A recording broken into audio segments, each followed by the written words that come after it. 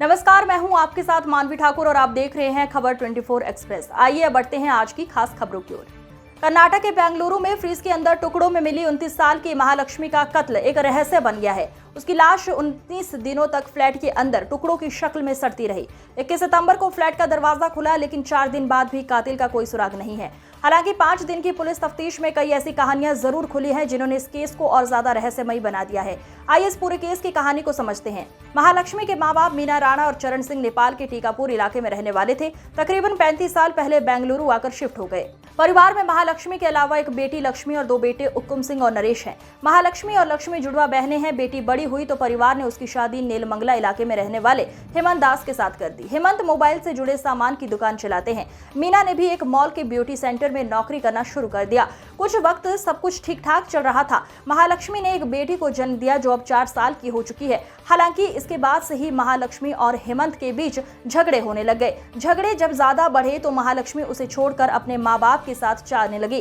कुछ वक्त बाद अक्टूबर 2023 में महालक्ष्मी ने एक 3 मंजिला मकान में टॉप फ्लोर वाला रूम किराए पर लिया और सबसे अलग रहने लगी।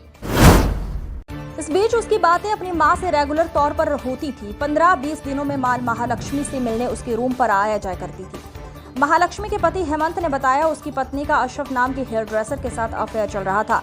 अशरफ उसे अक्सर घर लेने और बाइक पर छोड़ने भी आया करता था। 20 सितंबर को महालक्ष्मी के मकान के पड़ोस में रहने वाले एक शख्स ने कुछ बदबू महसूस की। पड़ोसी शख्स जब उसके रूम के पास पहुंचा तो बदबू काफी तेजी से आने लगी। उसे शक हुआ, महालक्ष्मी की मां को फोन किया। परिवार के लोगों ने डुप्लीकेट चाबी से दरवाजा खोला तो उनके होश उड़ गए। रूम के अंदर फर्श पर चारों तरफ खून के दाग थे। मांस के कुछ टुकड़े भी पड़े थे। इसी दौरान उनका ध्यान फ्रिज पर गया और जब उसे खोला तो उसके अंदर महालक्ष्मी का कटा हुआ सिर, पैर और शरीर के बाकी टुकड़े रखे थे। उसकी लाश के 30 से 40 टुकड़े किए गए थे। खबर पाकर पुलिस भी मौके पर पहुंची और केस दर्ज कर मामले की तफ्तीश शुरू कर दी।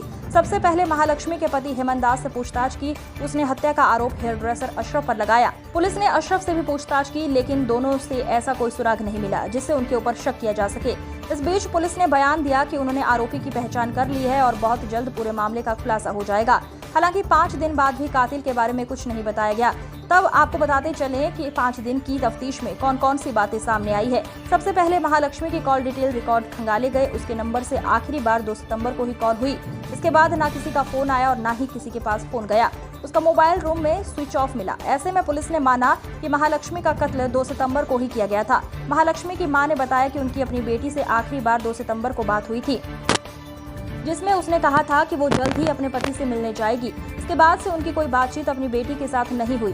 पुलिस जांच में एक और बात सामने आई है। बताया जा रहा है इसी साल फरवरी के महीने में महालक्ष्मी ने अपने पति हेमंत के खिलाफ उसके साथ मारपीट करने की शिकायत दर्ज कराई थी। बाद में हेमंत ने भी महालक्ष्मी के संबंध किसी और शख्स के साथ होने का आरोप लगाते हुए शिकायत दी। मामले में महालक्ष्मी के पति हेमंत से पूछताछ हुई। उसने पुलिस को बयान दिया है कि महालक्ष्मी का अफेयर उत्तराखंड के रहने वाले हेयर ड्रेसर अशरफ के साथ था। हेमंत ने अशरफ के ऊपर ही महालक्ष्मी की हत्या का शक जताया है। इसके बाद अशरफ से पूछताछ हुई, लेकिन उसकी बातों से भी हत्या का कोई सुराग नहीं मिला। इसके बाद आसपास के सीसीटीवी कैमरे चेक हुए तो पता चला 2 सितंबर की रात को 2 लोग स्कूटी से घर आए थे।